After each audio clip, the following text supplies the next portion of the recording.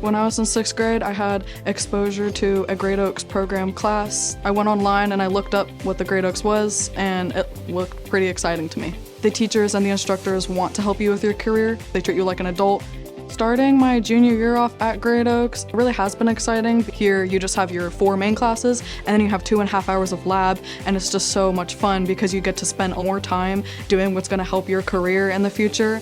In manufacturing engineering, one of the things I've done so far is we've worked with the lathes. We've cut pieces like aluminum metal and brass metal, and we shape it using a mechanical tool. We've also used the milling machines to carve the metal in certain spots. And then in the future, we will learn how to use the CNC machines. One of the students in the senior classes made a motorcycle part for the HVAC teacher, and it was pretty exciting because you can really make anything, and that's what I enjoy about it. Some of the certifications you will get would be like milling and lathe certifications that are specific to this class. This is a very exciting field, and really, if you think about it, nothing really works without manufacturing.